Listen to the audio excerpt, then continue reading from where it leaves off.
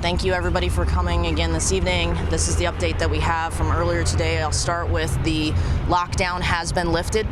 Again, the lockdown has been lifted. All of the secondary searches have been concluded.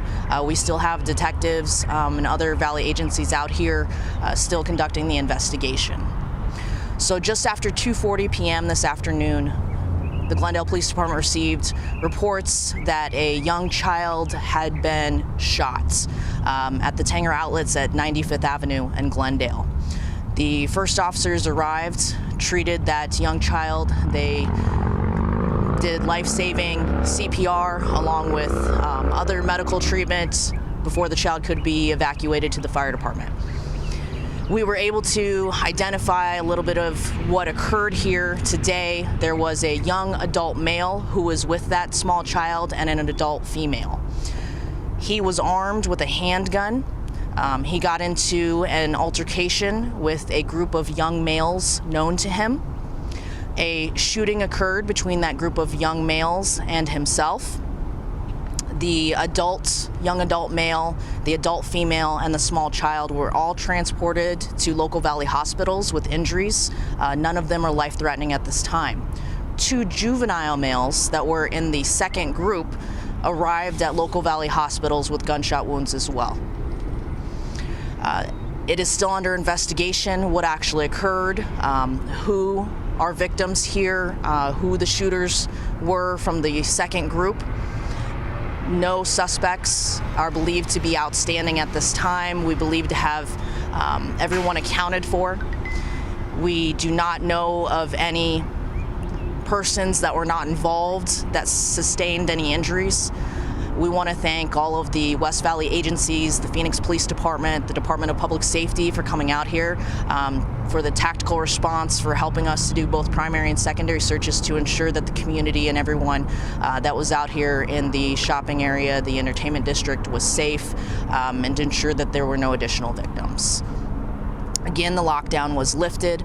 We believe that all parties who were not directly involved have already returned or been allowed to leave. Only those that were directly involved or direct witnesses are still out here. With the 2 groups, again, if you can mention if they knew each other, how they might have known each other, and what the argument might have been. That is all still under investigation, unfortunately, and we are unable to identify ages at this time, but I can tell you that the young adult male that was with the adult female and the small child were one group, and the 2 juveniles that showed up at the hospital later were part of the second group. There was a shooter in both groups. So the 2 juveniles also had gunshot injuries? Yes. So 5 total? That's correct. 5 total were injured.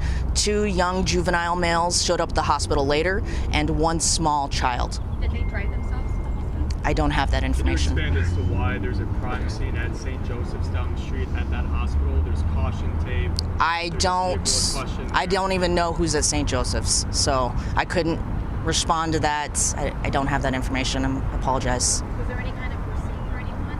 I'm sorry? Was there any kind of pursuit for anyone? Not that I'm aware of, no. Was it clear which of the 2 groups fired first? You know, that's still under investigation.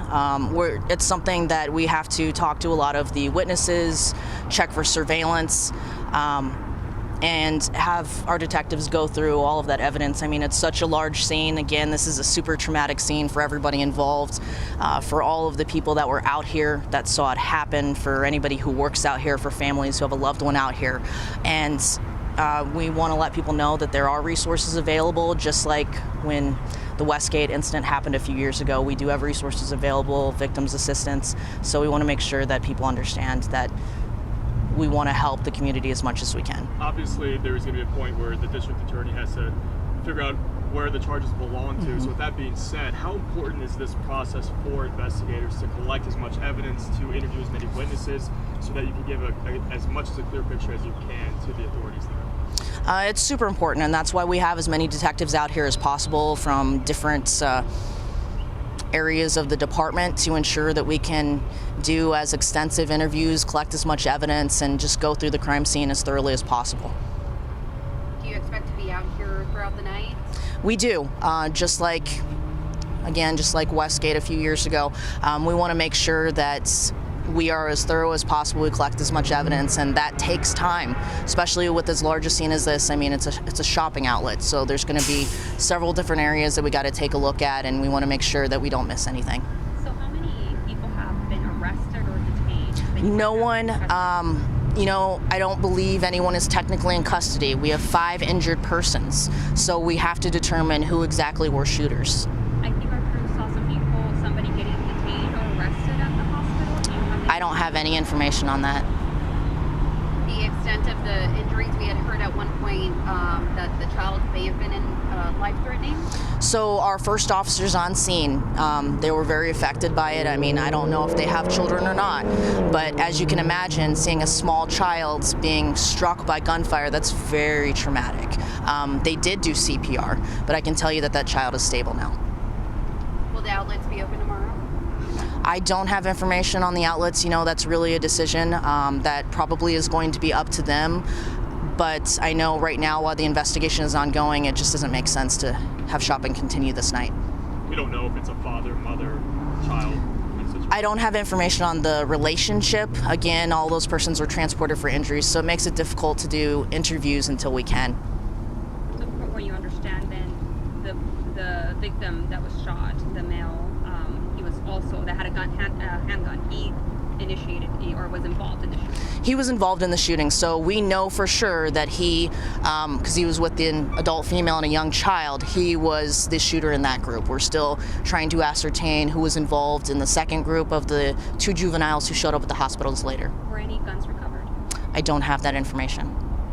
Do you know what area of the outlets, in front of what stores or inside of what? I don't have the names of the stores. I just know that it occurred in the center of Tanger Outlets. 5 people were injured, but how many total were involved in this between the two parties? We know that there was at least 2 guns involved.